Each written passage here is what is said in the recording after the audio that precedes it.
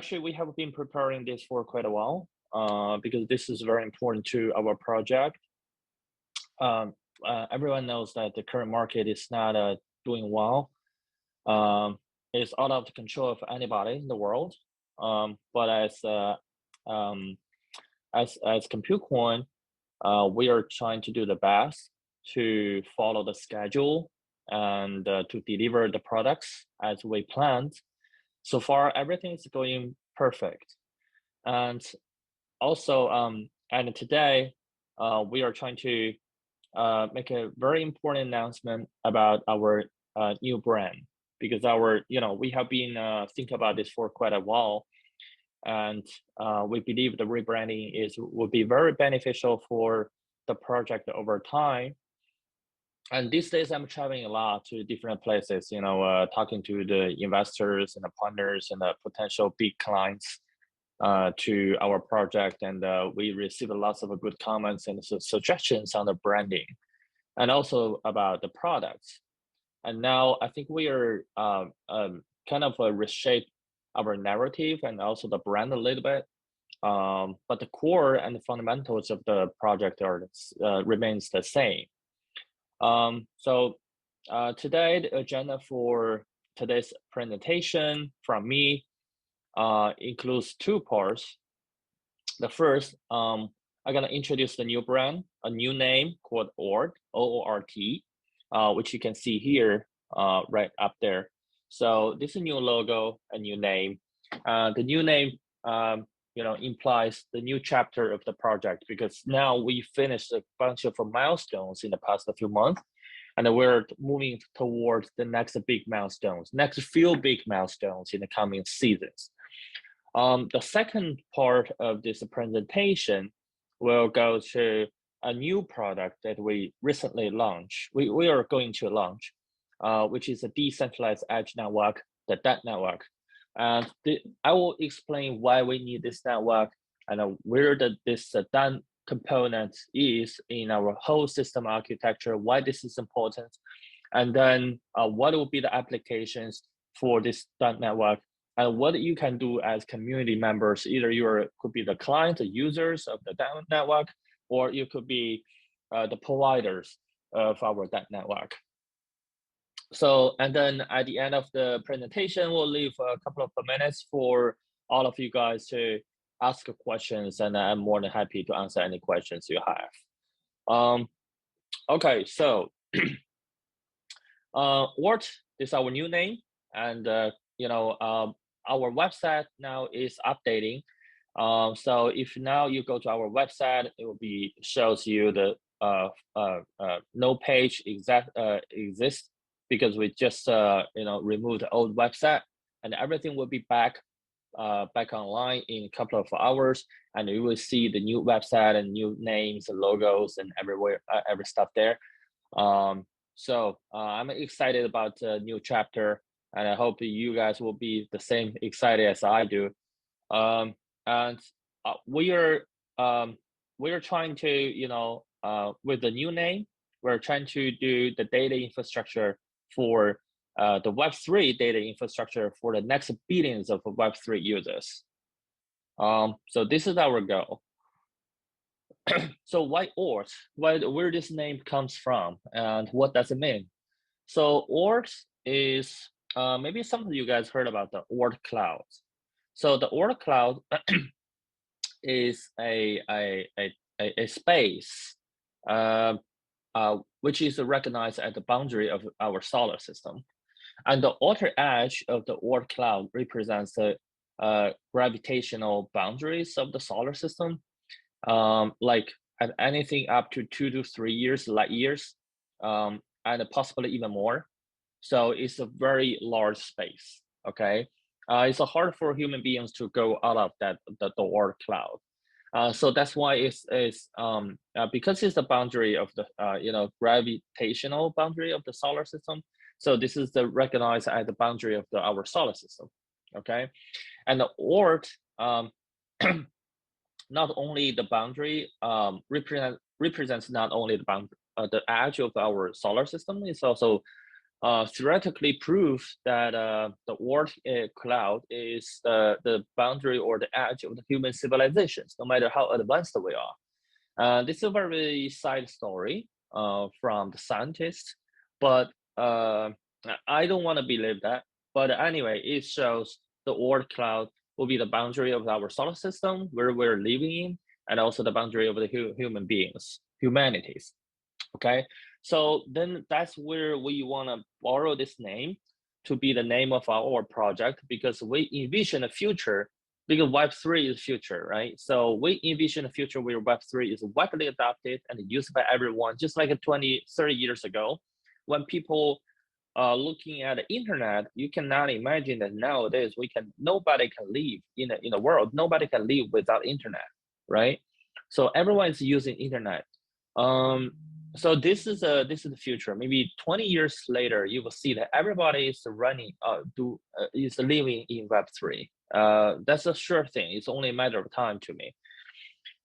So then we are committed to pushing the boundaries of what's possible, and in order to make this vision a reality.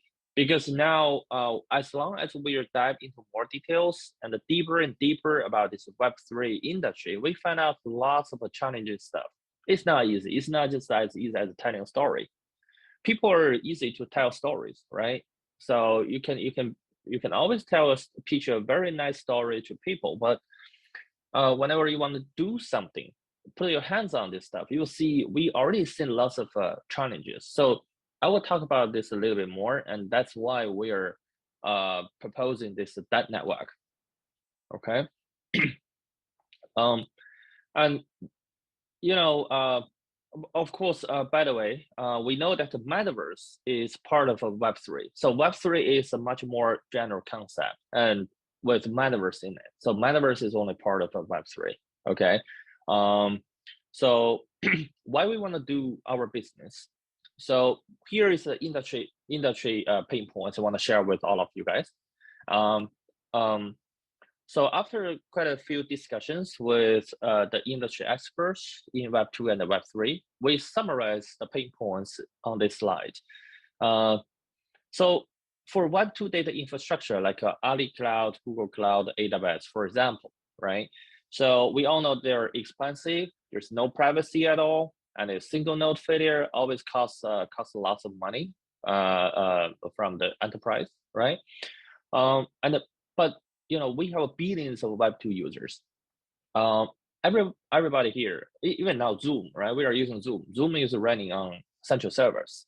We are all Web2 infrastructure users. As long as you are using Zoom, you're Web2 users. And you are paying for it, right? You are the paying users. We billions of Web2 users, we are looking for alternatives because we all see these Web2 data infrastructure problems, right? Okay, then people think about, oh, let's do Web3, which is the next generation of a cloud infrastructure. But for the Web3 data infrastructure, we have problem like it's very difficult to use. For example, do you ever use a Filecoin, right? Filecoin has been there for 5 years. It's very, very difficult to use. Very few people know how to use Filecoin. Before you use Filecoin, you have to know what Filecoin is. You should buy their tokens on exchanges. You should learn what crypto wallet is, and you should learn what's a private key, public key, all these type of things. There are, in average, before for Web2 users, if you want to become a Web3 user, in average, you need to learn 13 new stuff in your learning curve. So that's crazy, right? 13 things in average. Then you will be able to use some simple Web3 applications. So it's very extremely difficult to use. And also there is a very limited service. For example, like a Filecoin or some projects, they can just like provide like a code data storage. So okay. They can only provide the code data storage or something like that, right? And not like Amazon, they can provide all kinds of data solutions. And also very limited capacity means like, okay, so now you have 100 users, you're fine. You have 1,000 users, you're fine. But tomorrow, if I gave you like thousands of users or 1 million users who are paying users, so no data infrastructure in Web3 can support that, right? So think about that. If tomorrow, like YouTube or Bilibili, they say, oh, I want to move to Web3, let's use Filecoin. No way. So Filecoin cannot support it. Even if YouTube will wish to pay for the service, but unfortunately, Filecoin cannot support it, right? So that's why there's only millions of Web3 users in Web3 domain, but not billions, right? But they're using dApps built on centralized Web2 infrastructure. Then the question is, how can we onboard this massive Web3 billions of users to Web3, the massive Web3 adoption? So this is a big question for all the Web3 industry. And why people care about Web3, right? Because we see opportunities. If you don't see any opportunities down the road, no one want to spend time and money on it. So we always like this comparison between the internet. So internet is a Web2, and you see that in 2000, there are like 300 million internet users. But after 15 years, you'll see there's a 3.2 billion users. It's almost a 10x, and more than 10x, right? In 15 years. So the market is huge because you have now this amount of this many users, paying users. And for Web3 now, we have roughly 300 million users. And you can think about like in the next 15 years, how many users we can have. Maybe way more than 3 billion or 4 billion or 5 billion or something like that, right? So it's 15 years is long time, and anything can happen. We have this hope, we have this vision, and we believe we're doing the right thing, along with all of you guys. So our solution, I just want to recap. Basically, we already talked about this like in our previous presentation. So we're trying to build a Web3 data infrastructure that feels native to next billion users and developers. What does that mean? The native means we are trying to do 2 things. The first is it's very Web2 native UX, means as long as you want to use our product, is for storage, for example, it's just a drag and drop files to Web3. You don't have to learn from the end user perspective. You don't have to learn anything new. Okay, and we provide the full service data solutions for developers. We provide exactly the Web2 APIs, type of APIs. For developers, you are able to build your Web3 applications on us without learning anything new. Okay, and so but overall this is easy because this is just a UI UX design type of thing, right? So there's not much challenges there. But second is a pretty challenge, and this is the focus of our work right now. So we call it Web2 comparable system performance. Why maybe some of you guys know this industry, right? So for now, there's very few paying users in this industry. So that's a big problem. There's very few paying users. Why people don't want to pay for your service? Because everybody is saying, oh, we are doing great things, and this is a promising, this is a fantastic, this is a sexy, but no paying users. And all your page becomes nothing, right? But why people don't want to use your product? Because it's not about the marketing. It's not about community building. It's all about your product is not ready for you to use. Because so far, there's no Web3 data infrastructure that has a comparable system performance with Web2 cloud service provider. In terms of like these 4 aspects, like internet level scalability, for example, like tomorrow, and there's a big client say, hey, I have 2 million users, want to use your product, or can you support it?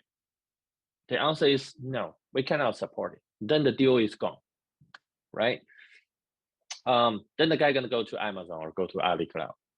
And also availability. we should have this 99.9%, maybe 0.99999, a few nines after the dot availability.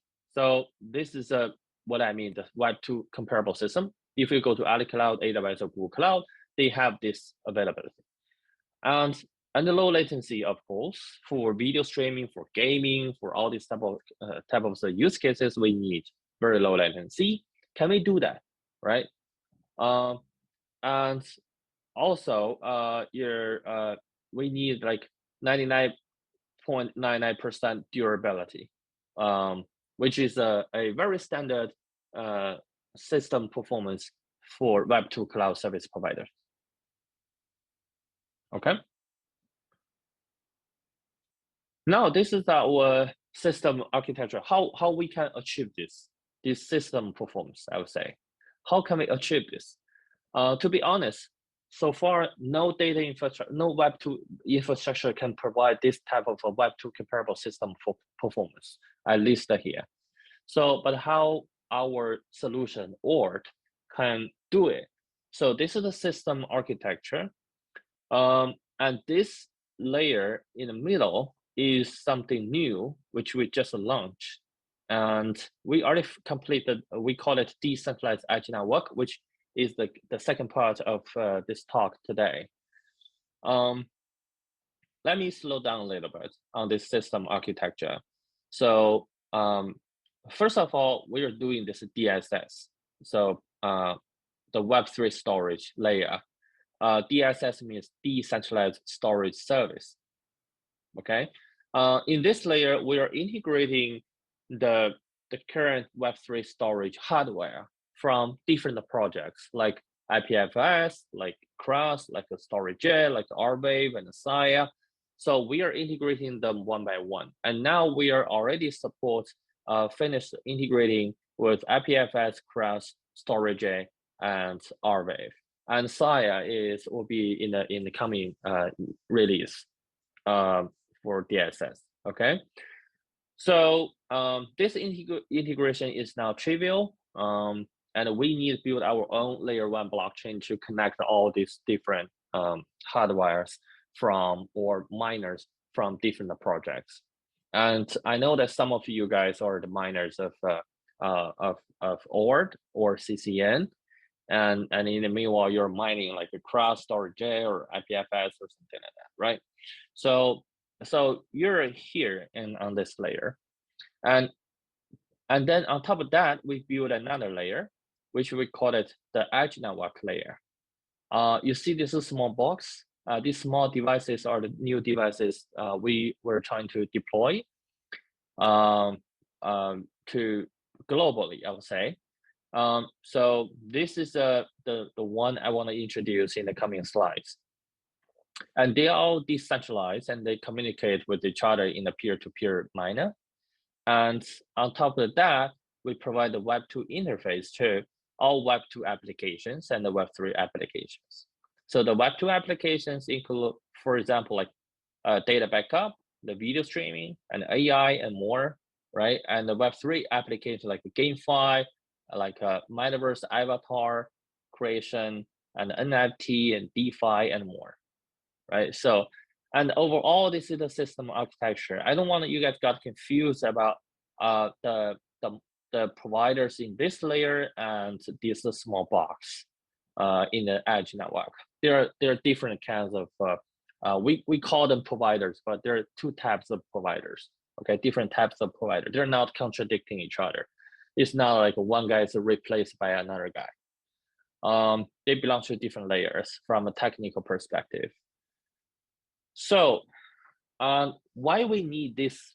Now I want to officially introduce this new product.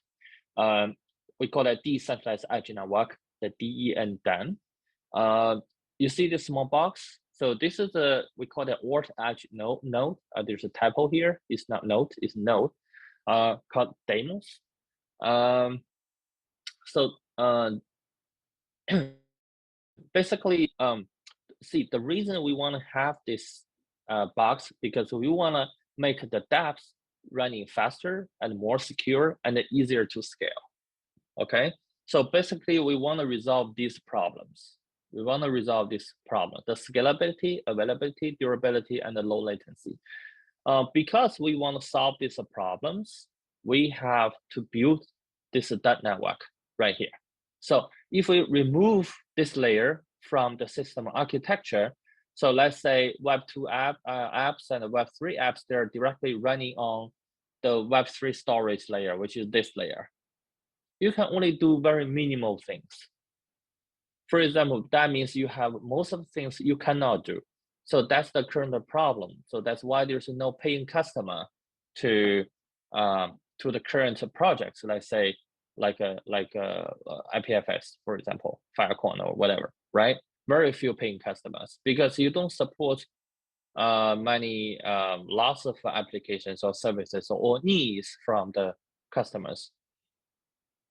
But with this dot network, we can resolve many issues, and we are able to onboard clients into our infrastructure. And later on, I'm going to share some examples. We already integrate some or onboard some clients to use our service.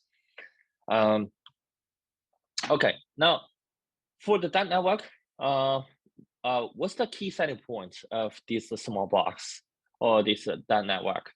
Or in other words, why we want to do this? Okay, why this guy is necessary? So first of all, there's 4 key features of this small box. The first is we're gonna accelerate Web3 content delivery. So we all know this is a very familiar CDN concept, right? The content distribution network, which has been there for 20 years. There's nothing new here. So without CDN, you'll not be able to even the Zoom meeting, right? Or like YouTube or Bilibili or whatever, or TikTok.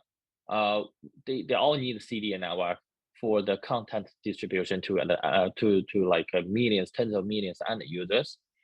But Web3 CDN, again, the feature is still the CDN, the functionality is CDN, but the underlying protocol is different.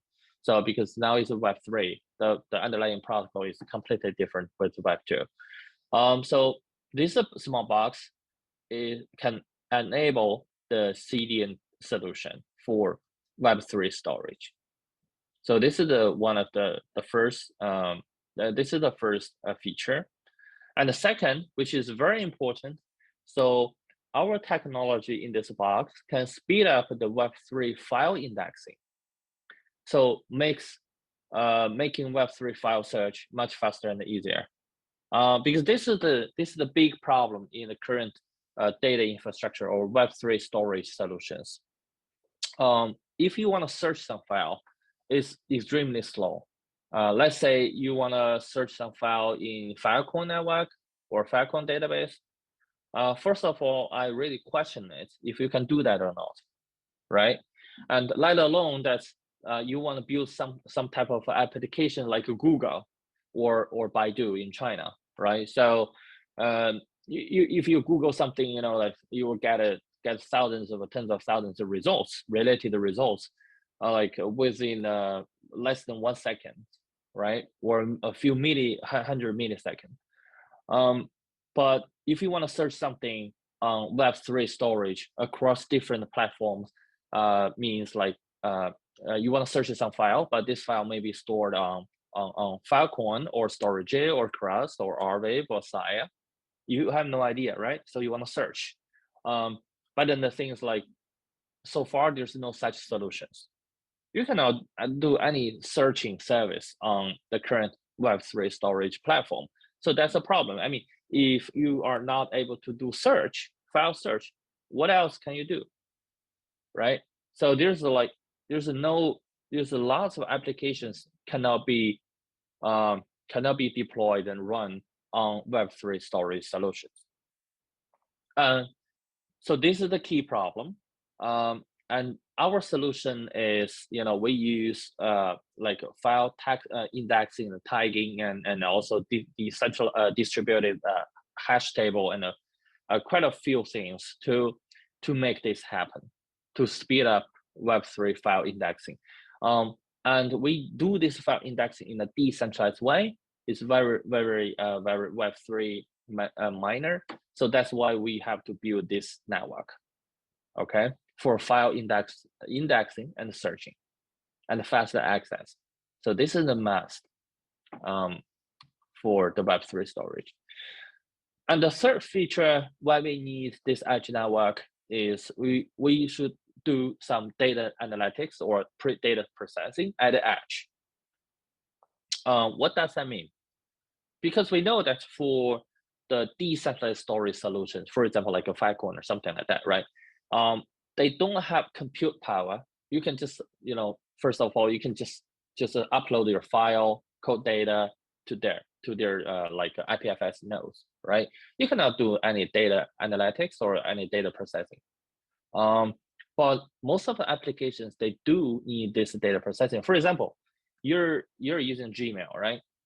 Every time when you upload your file, let's say a big PDF or big picture or video or something to your Gmail as an attachment, so you'll be asked that, oh, this is a picture. Let's say you're uploading a picture. So you'll be asked that, do you want to send this picture in a small size, medium size, or large size, or original or large size, right? So if you choose small size, basically your Gmail gonna compress your picture size to like a few hundred K. Otherwise, it's like 4 megabytes or something, or 10 megabytes, right? So that is kind of an example of data preprocessing at the edge, at the user end, right? So if you want to scale, let's say tomorrow, there's like millions of users who want to pay for the service, pay for the DSS. There's lots of needs from these users to do some data processing at the edge. And by doing so, we'll be able to scale easily. So that's another functionality in this small box. Okay. And the last one is we call it enhanced security. So by removing the risk of the data leaks. So we do all the encryption at edge. So not in a centralized server. Say, for example, I know some projects, there are Web3 projects, they have like, let's say 10,000 nodes around the globe, and they have like a few gateways, right? Let's say 10 gateways or 100 gateways or something like that. And they do encryptions in the gateway, not in the edge node, in the small nodes in the network. And that's the problem, right? So it's kind of a centralized. It's kind of central, although you have like many gateways. You have like 10 gateways or 100 gateways, but the encryption process is done in the gateway, not at the edge. So then it's still risky. It's still risky because the hackers can do lots of things from the gateway, right? So now we move everything to the edge, into this small box. Okay, so you see that this small box is a very necessary if you want to scale, and also to resolve these problems, right? Resolve these problems, and to make sure our data storage service has a Web2 comparable system performance. Okay. So another message I want to share with you guys is our goal is to deploy 50K deployments around the globe by 2023, next year, Q2, the second season, the second quarter. So this is our goal. I think in the first phase, if we are be able to deploy 50K such small devices around the globe, especially in the North America, European countries, and also Asian countries. So this number of deployments can support most of the current Web2 applications, I would say. Okay, so this is our first phase, and if we achieve this milestone, and we will, deploy maybe another 50K or something like that. This is about the small devices has a fancy name called Deimos. Deimos is one of the satellites of Mars. So I think Mars has two satellites, and one satellite is called Deimos. And so that's where this name comes from. So for this network, if you think this DSS, the Web3 storage is the planet, is Mars. And it has like tens of thousands of small satellites around Mars. So these satellites are Deimos. Okay, so another exciting things I want to share with all of you guys is in the past few months, we have new initiative. We call it University Relation Program, UR program. I think the full name is the Web3 University Relation Program. Internally, we call it UR program. So the goal is we want to build partnerships with the top universities in the United States and let the students, these young people, to have a hands-on experience on Web3 solutions, products, and give them a real gut feeling about what a Web3 is. It's not like always conceptual, right? So everybody is talking about, oh, Web3, Web3, Web3, but what it is, have you ever been using a product in Web3? And people, oh, unfortunately, no, right? So that's most of the answer right now. And we also see the strong interest from the young people in the universities. So that's why we start to build partners with these universities. And in the past few months, we already built official partnerships with these like almost 20 universities in the United States. You will see all these big names like MIT, UPenn, University of Pennsylvania, Harvard, Columbia, New York, University of Chicago, and Brown, and Duke, and many others.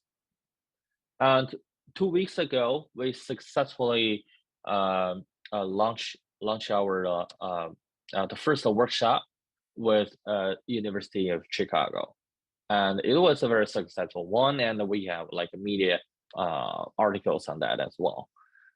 In the coming week, we're gonna have our second event, probably with another like Northwestern University or another university. So, and these for now we have more than 100K students profile in our database, and most of them. So we are trying to help. We are trying to onboard these students as our like first batch of clients, and try to use our product and help us promote our product to other students in other universities. This is a legacy in the United States, because many great products they were born in universities, and their business starts in universities. For example, Facebook, right? So Facebook started in Harvard when Zuckerberg was a student in Harvard, and there are many other examples as well, right? And also like a Snapchat. I think Snapchat is from Stanford, right? If I remember correctly, from Stanford. So there's a tradition here. So that's why this we want to start with the universities and working with these young people, let them to try our products. Okay, so at the end of the day, I want to share, this is my last slide today. I want to share the product roadmap for the coming quarters. So of course, internally, we have a plan for the next 2 years, 3 years, 4 years, 5 years. But because in this presentation, I want to share the roadmap in the coming 2 quarters. And I think in the long run, this long-term roadmap, is not that informative, because that the whole world is crazy right now. No one can predict what's going to happen in next year or the year after. In that sense, that anything we make like very concrete plan for the next 5 years doesn't make any sense to me at all. But we can make a overall roadmap for the next 10 years, 5 years, but a concrete plan for the next quarter or the next 1 or 2 quarter. So this is the thing we can do. So for now, we're focusing on 3 key products. Okay, so the first product, Decentralized Storage Service, DSS. So this is live right now, and I so far we already add almost 200 beta users in our whitelist for the beta test. And we already received some very good feedback and suggestions from our beta users. And we will keep adding new features into this product. And in November 7th, this date, we're gonna officially launch the beta, the second release on our beta version. And in the second release, we're gonna have quite a few new features. The one new feature is about the integration with R-Wave, and we already successfully completed the integration with R-Wave. Okay, and the second is about the payment system. So you can just pay, pay for the service using your credit card. Just exactly the Web2 user experience, just like the way you pay for your Ali Cloud or AWS or Google Cloud. Just use your credit card, and our paying system can support like 35 countries or something like that. So people can just use your Visa card and the MasterCard and to pay for the service. You don't have to buy, let's say, no matter what underlying provider machine you're using. Let's say, oh, I'm using Filecoin for this file through Oort DSS, right? Or another file I'm using Storage, another file I'm using R-Wave. It doesn't really matter what you use. So you don't have to be worried about their like, oh, how can I buy the R-Wave token for the service, like R-Wave service, right? Or I have to buy Filecoin tokens for IPFS service I use for the storage. You don't need to worry about that. So you on DSS, no matter what underlying provider machine you're using, like R-Wave, Saya, Storage, Crust, Filecoin, IPFS, you just use your credit card to pay for it. So, and this is the second key feature. And the third one is the analyzer. So we're gonna launch an analyzer in this new version. So the analyzer gonna give you lots of useful information and insights about different Web3 storage providers. Let's say Filecoin, Saya, R-Wave. For example, like how their token price going up and down. What's the number of their like communities? Their community size is increasing or decreasing by day, or where these nodes are located. So let's say how many R-Wave nodes they have right now in the network, and where are they? And how many Filecoin miners in the Filecoin network, and where are they? So we have all this kind of information and put them in one place for you to have a quick look. And I think that this feature itself could be very, very useful for anybody who are interested in Web3 storage, right? So if I'm asking you that, in terms of reliability, which Web3 storage platform you think is the most reliable? I don't think you have this answer, because you need to consider many factors when you define the reliability of a network. For example, like how many nodes they have, how many miners they have, right? So and where they're located, and the whole community or the number of miners are increasing day by day or decreasing day by day, right? So all these things, we have all this information and insights, and we provide some key index factors like a risk reliability factor, cost factor, all these type of things. They all in this new feature, and they will launch in November 7th.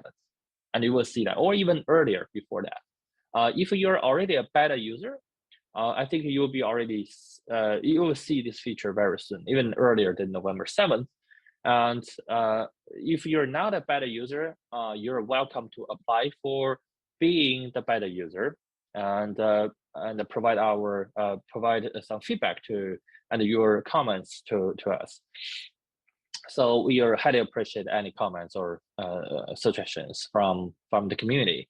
And after the launch of November 7th, we will start to onboard clients. We already have a bunch of clients in the pipeline, and we already finished the 1 or 2 clients onboarding process. And now their database and their website and they're already hosted on DSS. So, and we have some big clients in the pipeline as well, and we're gonna start to generate revenue from these clients. And the whole team are very exciting right now. And the second product is the new one I just mentioned. We call it Decentralized Edge Network, the DEN. So that network, we already launched our website and complete all technical development on October 18th. And then we are currently, if you go to our website, of course, our website will be come back in a few hours, because now it's updating to the new logo and a new name and all these type of things and the new domain. We're gonna make official announcement on Twitter in a couple of hours. So you can check it out. That now you're if you're an end user, you want to try this product. Basically, you can join our whitelist through our website, and if you want to be the equal partner who can help us deploy these demos, this small box, the edge nodes, you can submit your application to our foundation as well on our website. Okay, so so our plan is like in Q1 2023, the end users will receive the demos, the edge nodes, and start to run the nodes at your home or your office or whatever, and contribute to your nodes to the network. So, and the last one is our layer 1 blockchain. We call it Olympus. So we already open source our code on October 11th. Now the code is on the GitHub, and from that code you see that we programmed the code from scratch years ago, and we have our own novel consensus algorithm, and the architecture, the DAG based architecture is all in the open source code. And now we are before we launch the mainnet. Because the code development is done and our mainnet launch could be is already ready. But before that, we want to do a couple of hackathons and the bounty programs for the developers to find the bugs, helping us to find bugs and all the code.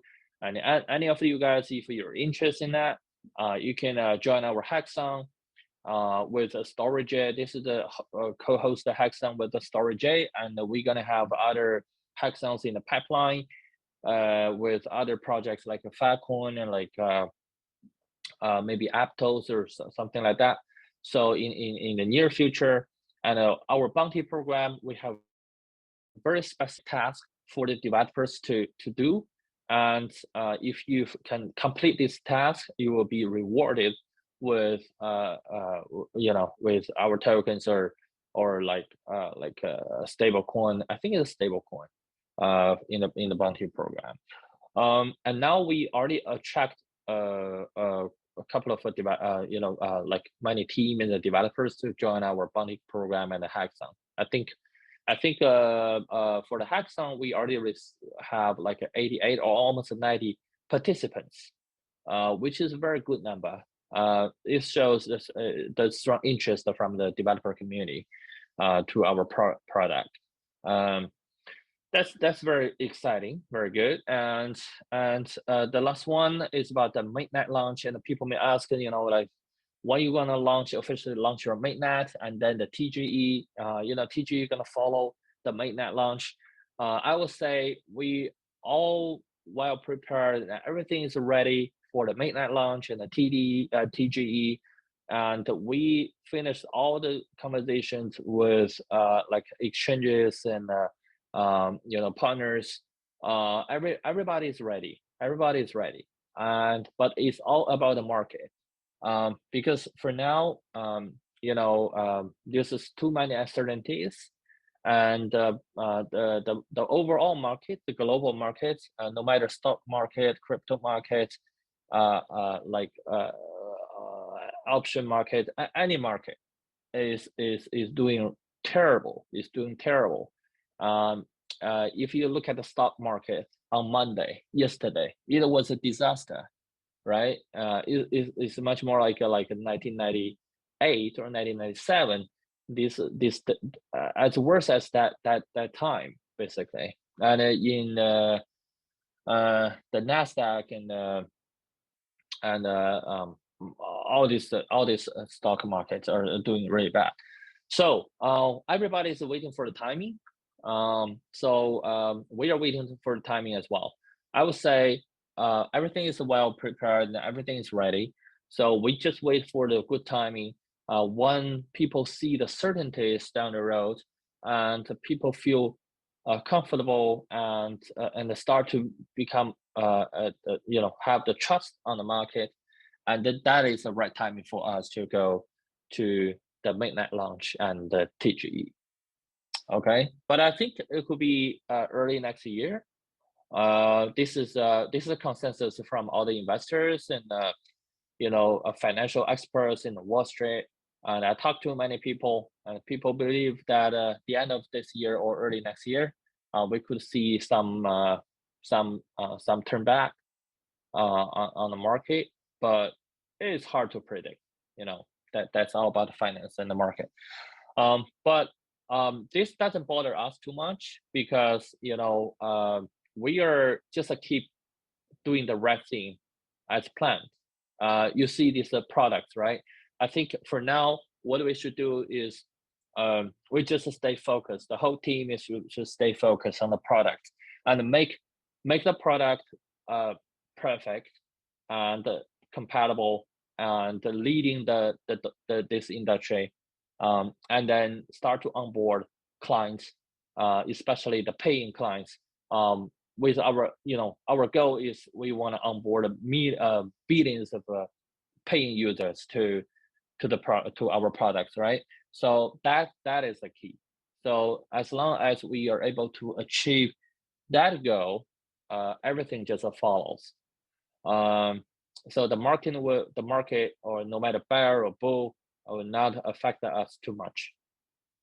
So it's all about the product, the technology we're developing. It's not about the market. As long as you have a product, you have a good product, you're leading the industry, the market will not affect you anymore. So and also another thing I will say, again, welcome everyone to join us, to join our the DET network. You can get more information from our website, again, after a few hours, not right now. And we have all the details there. And for the early contributors or the providers, you'll be have a higher reward than the later ones. Because at the beginning we hope that we can have strong equal partner to help us, deploy this box, these demos around the globe. And also based on this system architecture, that we will not. So there's no conflict with the current providers and the demos provider. So they belong to different layers. So the demos provider will not affect the current. If you are the current provider, system provider, by contributing your storage, your computing power to the network, you can continue your business. So there's no factors from this new that network, because they belong to different layers. Okay, I think that's all about my talk today. I shared lots of exciting news and progress with all of you guys, and I'm pretty sure you have some questions. We have a couple of minutes, so I will take a few questions. Julia, back to you. Well, thank you so much, Dr. Lee, for sharing these amazing news and your insights on the upcoming progress of our project, which is now called Oort. Oh, I see somebody raising their hand in the participants. So if you by the could, way, sorry for the interruption. So we're gonna publish an article. Actually, I'm gonna publish an article in the coming days, maybe today or tomorrow, about this the DAT network, the DE network. So we will circulate it in our community after the publish. So basically, you can get more detailed information from that article about the DAT network, why we need it, and what it is, why this is necessary, and what we can do with this network. So, okay, sorry, Julia, go ahead. yeah, so the first question I see here is, how much does it cost to own and operate the Deimos box?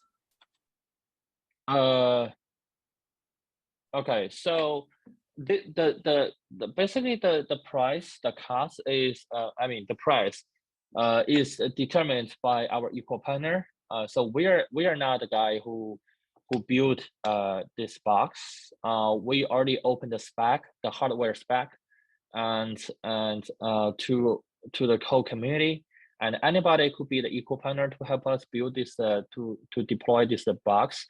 And our foundation only gives a suggested recommended price for the box. I think it's $379 or something like that.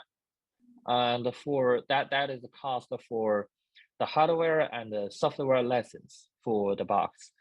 And the operating cost, I think, is almost negligible because this is a small box, right? So you can deploy the box in your home, at home, or your office, or a garage, and you just need a cable, the Wi-Fi cable, internet cable connected to the box, and also the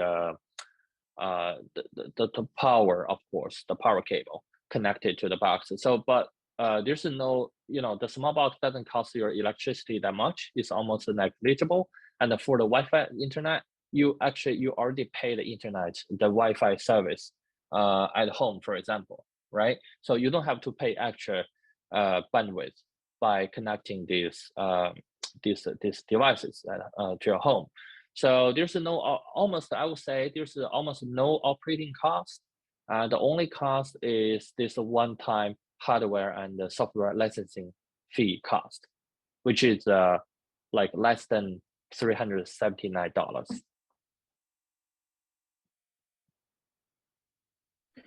Thank you for this response. And another question is, so how can I calculate the ROI, cost in fiat versus return in tokens?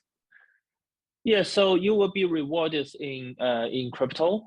And the ROI is, I would say, for the early, I think this is information I got from the foundation, could be way shorter, and that's the benefits of being the first, equal partner, and to help us build this client, this box. So I think it will be 6 to 7 months for the ROI. Means that your cost is like $379 for example. It could be less than that, okay? And then your return in 6 to 7 months will be roughly approximately the same as like 300 or something, 350, whatever. So yeah. Thank you for this answer. So the next question, well, actually, I'll combine the two questions because we're almost running out of time. A lot of our community members from Africa and MENA regions are asking whether we will have branches in, say, MENA Arab countries in the future, and what are your plans to expand globally?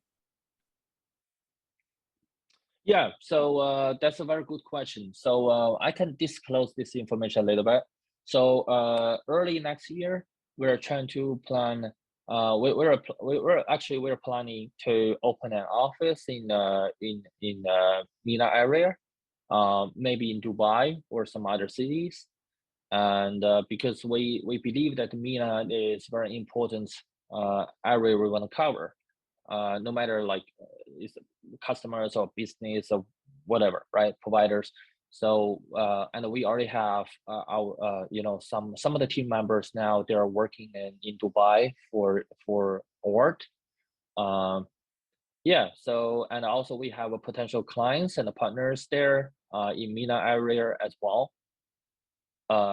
Yeah. So it's all in the plan. Last question. How does DSS protect the system and data from being penetrated? Is there any hardware in the DSS that will do this job? It's software basically. Um, so we have our independent encryption module, which is using lots of cutting edge encryption technologies. For example, AES 256 or like a zero knowledge proof. And this algorithm, this module is deployed in each box basically.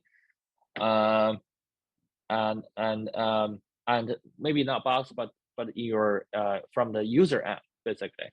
And whenever you want to upload some files into the DSS, basically, your file will be highly encrypted and in the user end, and with your private key, just like you're using the Bitcoin network, right? So as long as you hold your private key, no disclosure on that, no one else in the world can access your data or your system information or whatever. Okay. Yeah, thank you, Julia, and thank you everyone for joining us. And as Julia said, I see there's quite a few questions there, because we are running out of time. But you're highly welcome to send your questions into our Telegram or send us email, whatever. So we'll try our best to answer your questions as soon as possible.